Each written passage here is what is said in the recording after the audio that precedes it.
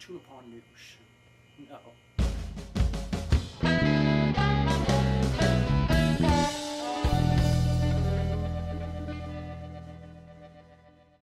Hey folks, I'm Brett Royer. Thank you for tuning in to the Tuna Pond News.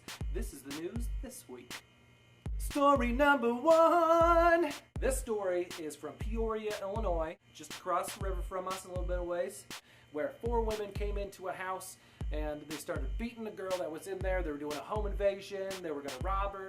They were going to rob her of an $80 money card because it seems totally worth it. So they're beating her up and everything.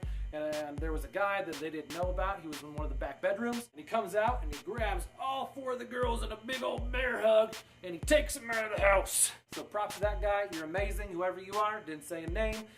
Didn't give a picture, nothing. But you are cool. I like you. Keep up the good work. Keep up the bear hugs. Story number 2. A new study was just released that says that Iowa is ranked 3rd in child well-being. So good job, Iowa. Yay, we're awesome. Keep it up. The study says last year we were number 7, so we're moving up. And this is the highest we've been in 25 years. So keep it up. I like where your head's at, Iowa. Story number 3. We're going to take you over to Abe Kirshner for the next story. Abe's got some sun stuff to talk about. Abe? Thank you, Brett. Story number 3. We're going to talk about the sun. The sun has been very quiet, scientists say. We're in the middle of the solar maximum, which means all the solar flares usually go off. Crazy stuff just starts popping out. But this year, we are seeing a lack of all of this activity. It's nothing to be too concerned about. It's weird, not that weird, but weird. This isn't the first time that the sun has been really super quiet. It also happened in 2011.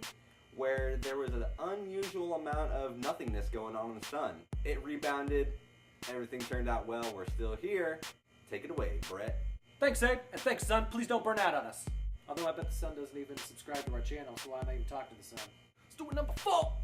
A couple weeks ago, we talked about a Burlington City Councilman named Tim Scott. He was the table slapper I was telling you about. And he was ranting and raving and saying bastards and damn it and not saying the F word. A couple days after that, he did a TV interview where he was saying that it's the black use. He wanted to clarify. Now here's my problem. I've heard so many people around here talk about the black youth from Chicago that's messing up the town. I've heard it over and over again. I'm sick of hearing about it. I'm sick of hearing about the race. This is America. If that's your opinion, that's your opinion. But if you're a city councilman, you should not say that kind of stuff. You should not talk like that. You shouldn't even be saying bastards. I can say bastards because I'm not on a city council. I just do a news channel. I can say bastards, but you can't, Tim Scott, and I can say black youth if I want to. I'm not going to, but I can if I want to. You can't, because you're a city councilman. You need to be better. So be better. And if you're not, I'll call you a bastard. But I don't want to, because I'm nice. And now we take it back to Abe for a really weird story. Abe? Abe? You here still? Sorry, Brett. I'm here now. This just in. A girl in Milwaukee, Wisconsin was lured to a park where these girls were going to kill her in order to prove to everybody that Slinderman was alive. This 12-year-old girl was stabbed 19 times and she spent 6 days in the hospital. She was unidentified until recently when the government, I'm guessing, sent her a Purple Heart. It didn't really say who sent the Purple Heart. Either way, I think that's the government controls all that. Slinderman, really? Really? This is what we're down to? We're going to convince people that Slenderman is real by stabbing kids? What the hell? Come on. Back to you, Brett. Thank you, Abe. And if you don't know what Slenderman is, check it out. I think there's a Wikipedia page. Isn't there, Abe?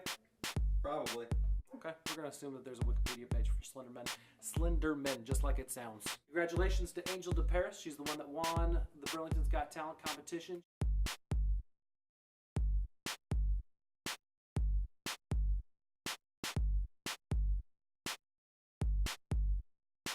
She did amazing. We all enjoyed very, very much. She did awesome. Also, this happened.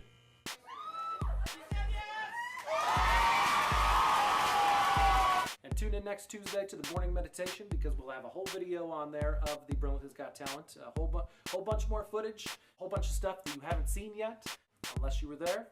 I also want to give a special shout out to Cody Fleetner, aka Coquina Addiction. If you don't know who Cody is or Coquina, check them out on Facebook. They are 2 amazing people wrapped up in one beautiful body. This week at the theaters, we're going to have Hercules, we're going to have Lucy, and A Man Most Wanted. which looks pretty good. I've only seen one preview for it, but it's got my boy Philip Seymour Hoffman. Rest in peace. And last, I gotta throw this up for my mom. There's an ice cream social at St. Luke's United Church of Christ.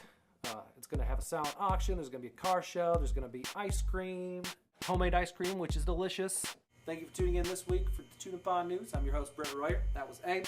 We had a good time. I hope you did too. We'll see you next week.